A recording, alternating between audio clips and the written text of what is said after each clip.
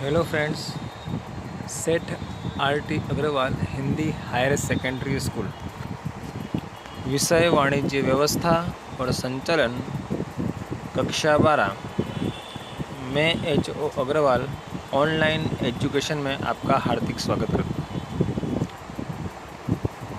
आज हम chapter number 3 की चर्चा करेंगे, आयोजन की। दोस्तों, आयोजन बोर्ड के अंदर 7 नंबर का पूछा जाता है। 5 नंबर का एक प्रश्न, 1 नंबर का एक प्रश्न, 1 नंबर का एक और प्रश्न सेक्शन बी में, टोटल 7 नंबर का प्रश्न बोर्ड की परीक्षा में इसमें से पूछा जाता है। तो वेटेज के हिसाब से अपने लिए ये चैप्टर काफ़ी महत्वपूर्ण है। बहुत ही कम प्रश्न है इसके अंदर, इस चैप्टर के अंदर। एक है प्रश्न नंबर 1, आयोजन का अर्थ, उसके लक्षण और उसकी सीमाएं कौन कौन सी हैं। प्रश्न नंबर 2, आयोजन का महत्व है। प्रश्न नंबर 3, आयोजन की प्रक्रिया। प्रश्न नंबर 4, आयोजन के प्रकार। और प्रश्न नंबर 5, आयोजन के घटक। कुल 5 प्रश्न है दोस्तों। इन 5 प्रश्नों में से एक प्रश्न 5 नंबर का कंपलसरी बोर्ड में पूछा जाता है। इसीलिए हमें बोर्ड के हिसाब से इन 5 प्रश्नों को तैयार करना है। यदि ये 5 प्रश्न हमें आ जाते हैं तो एक एक नंबर के प्रश्न हमारे लिए सरल हो जाते हैं। तो आइए बात करते हैं इंट्रोडक्शन से आयोजन के, कि आयोजन क्या है। व्यवसाय एक आर्थिक प्रवृत्ति है, ये अपने शुरुआत से जानते चले आ रहे हैं, जिसका मुख्य उद्देश्य लाभ कमाने का होता है। इसलिए व्यावसायिक इकाई में जो प्रवृत्तियां करनी हो उससे संबंधित संपूर्ण जानकारी प्राप्त करके पूर्व विचार और विमर्श करना पड़ता है। जैसे कि कौन सा कार्य कौन, कब, किस प्रकार से और कितने प्रमाण में करेगा, भविष्य के विषय का वर्तमान में पूर्व विचार करना ही आयोजन कहलाता है। दोस्तों, आयोजन सभी जगह देखने को मिलता है, यानी कि सर्वव्यापी है। फिर चाहे वो युद्ध का मैदान हो, खेलकूद का मैदान हो, व्यावसायिक इकाई हो, राजकीय क्षेत्र हो, धार्मिक क्षेत्र हो, सामाजिक क्षेत्र हो, एवरीथिंग, सभी जगह पर हमें आयोजन देखने को मिलेगा, क्योंकि आयोजन के बिना सभी कार्य अधूरे माने जाते हैं। तो अब बात करते हैं आयोजन किसे कहते हैं, आयोजन में क्या क्या क्वालिटीज़ है, क्या क्या लक्षण हैं, वो किस प्रकार से महत्वपूर्ण है। दोस्तों, आज इस वीडियो में हमें यही देखना है कि आयोजन का लक्षण, उसका अर्थ और उसका महत्व। सबसे पहले देखते हैं अर्थ। भविष्य में क्या प्राप्त करना है और किस प्रकार, इसके लिए विविध विकल्पों का विचार करके उस विकल्पों की सूची में से श्रेष्ठ विकल्प को अपनाना, अर्थात आयोजन। एक व्याख्या तो ये हो गई। दूसरी व्याख्या, व्यवसाय में जो प्रवृत्तियां करनी हो उससे संबंधित जानकारियां एकत्रित कर पूर्व विचार विमर्श करना, और ये प्रवृत्तियां किस प्रकार करनी है इससे संबंधित योजना, अर्थात आयोजन। तीसरी व्याख्या, आयोजन अर्थात चुनाव का कार्य, सबसे सरल, सबसे छोटी, आसान और याद करने में एकदम सरल, कि आयोजन अर्थात चयन करने का कार्य है। दोस्तों, बोर्ड में तुम इतना भी लिख दोगे ना कि आयोजन अर्थात चयन करने का कार्य, यदि बोर्ड में परीक्षा में पूछा जाता है तो 1 नंबर आपको आसानी से प्राप्त हो सकता है। एक और व्याख्या देखते हैं जॉर्ज आर टेरी के अनुसार। हाँ, यदि आपको कहा जाए इंडिविजुअली कि जॉर्ज आर टेरी के अनुसार आयोजन किसे कहते हैं, तो हमें अलग अलग व्याख्याएं याद रखनी पड़ती है। इसीलिए दोस्तों, हमें कम से कम 2 व्याख्याएं याद रखनी है, और हो सके तो सभी व्याख्याएं, लेकिन हमें कम से कम इतना तो याद रखना ही है कि आयोजन अर्थात चुनाव का कार्य। देखते हैं जॉर्ज आर टेरी क्या कहते हैं आयोजन के बारे में। तो जॉर्ज आर टेरी के अनुसार कार्य की योजना अर्थात परिणामों का पूर्व विचार, कार्य का अनुसरण करने की रीति, सोपान, उपयोग की जाने वाली पद्धति निश्चित करना अर्थात आयोजन। और एक और लास्ट में व्याख्या है, 5वीं व्याख्या दोस्तों, कि लक्ष्य को पूर्ण करने के लिए रचित बुद्धिपूर्वक सूचित कार्यक्रम अर्थात आयोजन। इन 5 व्याख्या में से दोस्तों मुझे तो ये 2 व्याख्या ही पसंद है कि आयोजन अर्थात चयन करने का कार्य, और लास्ट वाली कि लक्ष्य को प्राप्त करने के लिए रचित बुद्धिपूर्वक सूचित कार्यक्रम अर्थात आयोजन। एकदम सिंपल और सरलता से याद रखी जा सकती है।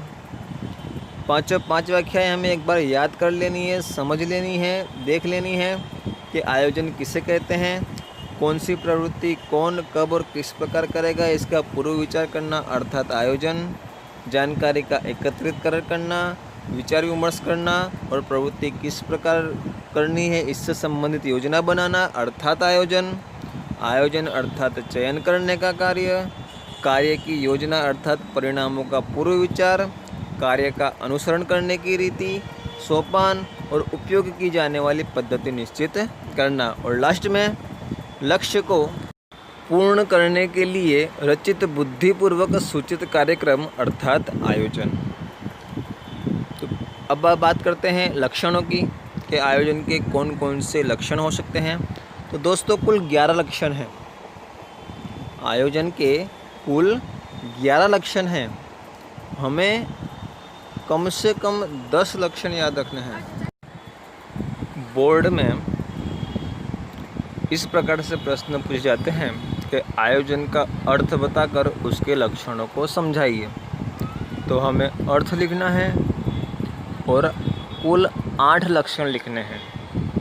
यदि कहा जाता है कि आयोजन के लक्षण समझाइए, अर्थ न पूछा जाए, खाली लक्षण, तो हमें 10 के 10 लक्षण लिखने हैं। और यदि अर्थ के साथ लक्षण पूछे जाते हैं तो हमें 8 लक्षण लिखने हैं और 1 नंबर के लिए अर्थ लिखना है, और बाकी का 4 नंबर 8 लक्षणों से हमें प्राप्त होगा। तो आइए बात करते हैं लक्षणों की। सिंपल लक्षण है, इसमें पहला है कि आयोजन जो है सर्वव्यापक है। जी हाँ दोस्तों, आयोजन सर्वव्यापी प्रवृत्ति है। यह प्रत्येक क्षेत्र में हमें देखने को प्राप्त होगा, वो फिर चाहे व्यवसायिक हो, राजनीतिक हो, शैक्षणिक हो, धार्मिक हो या सामाजिक हो। अपने ने इंट्रोडक्शन में भी देखा कि आयोजन जो है सभी जगह देखने को मिलता है, इसीलिए आयोजन सर्वव्यापी प्रवृत्ति कही जाती है। एग्ज़ाम में 1 नंबर के लिए भी ध्यान रखने का प्रश्न आया कि आयोजन सर्वव्यापक क्यों है, तो अपने को आना चाहिए कि भाई सभी जगह देखने को मिलता है, सामाजिक, राजकीय, धार्मिक, इसीलिए आयोजन सर्वव्यापक है। फिर दूसरा है कि आयोजन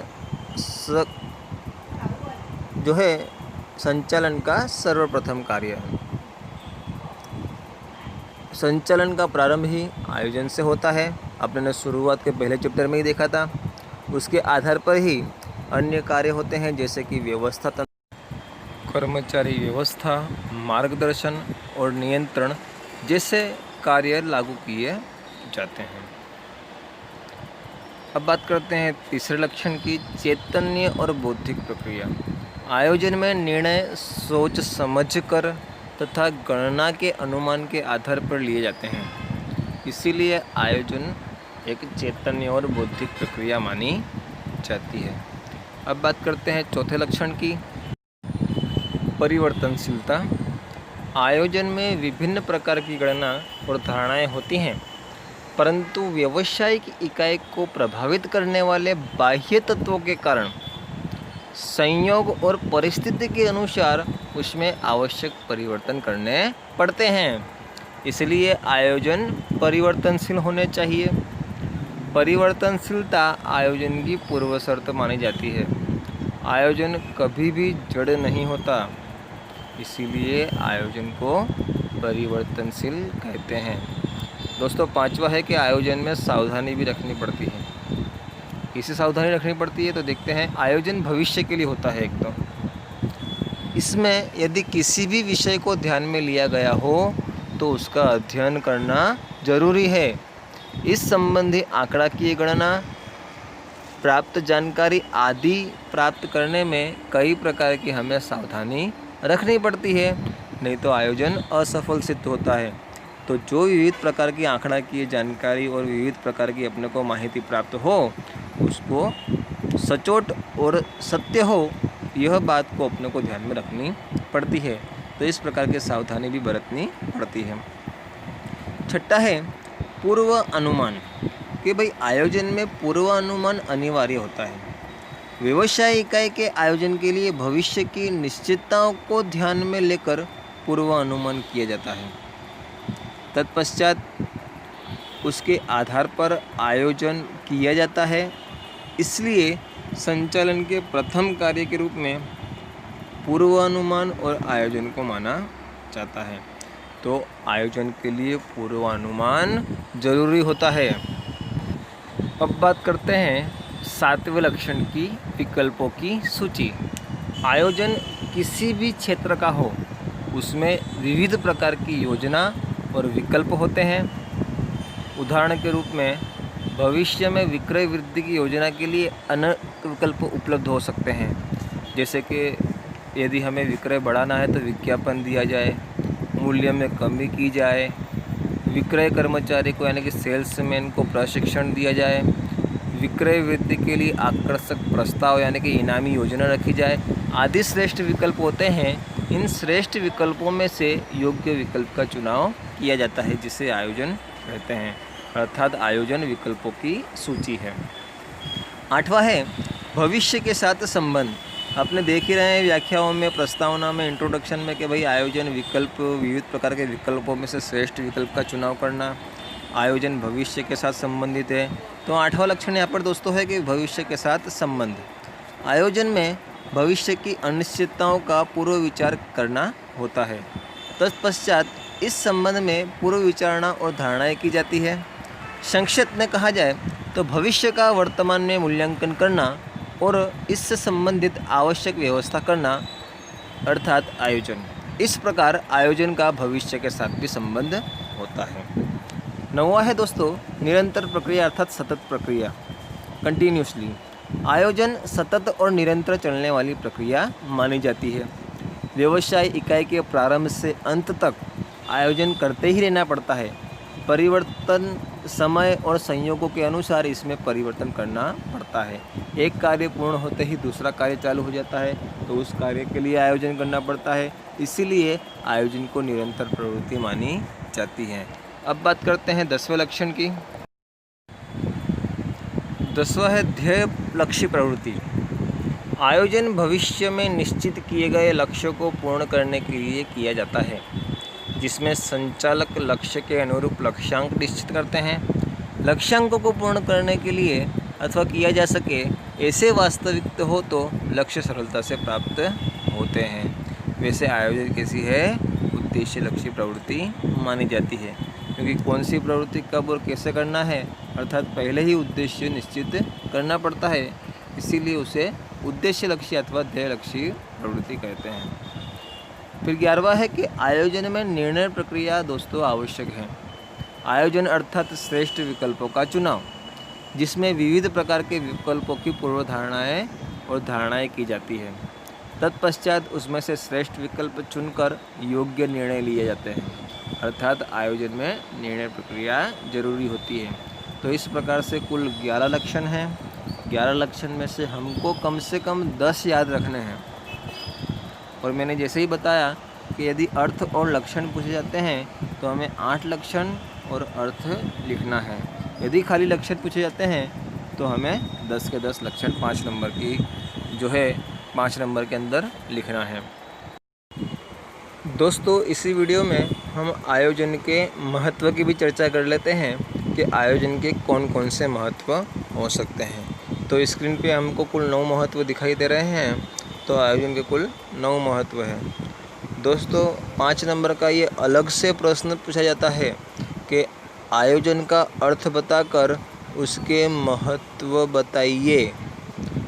तो छोटा प्रश्न, उत्तर भी छोटा और मार्क्स बड़ा, तो हमें अच्छे से इसको तैयार करना है। मैंने पहले ही बताया कि कुल 5 प्रश्न है इस चैप्टर में। उसमें से दूसरे नंबर का प्रश्न ये है कि आयोजन के अर्थ बताकर उसका महत्व बताइए। तो आयोजन का महत्व देखते हैं दोस्तों। उसके पहले थोड़ी जानकारी प्राप्त कर लेते हैं कि आयोजन महत्वपूर्ण है और भविष्य की रूपरेखा मानी जाती है। कोई भी क्षेत्र हो, आयोजन आवश्यक होता है। इसीलिए सरकारी, निजी या अन्य क्षेत्र में अपनी प्रवृत्ति के लिए आयोजन करना पड़ता है। भारत सरकार ने भी आयोजन का महत्व को स्वीकार करते हुए केंद्र सरकार ने नीति आयोग की रचना की है। ये खास इम्पोर्टेंट है दोस्तों 1 नंबर के लिए कि भारत सरकार ने आयोजन का महत्व स्वीकार करते हुए किसकी रचना की है, तो नीति आयोग की रचना की है, जिसमें विविध प्रकार के विशेषज्ञों का समावेश होता है। तो बात करते हैं महत्व की, तो आयोजन सभी प्रवृत्तियों को व्यवस्थित बनाता है।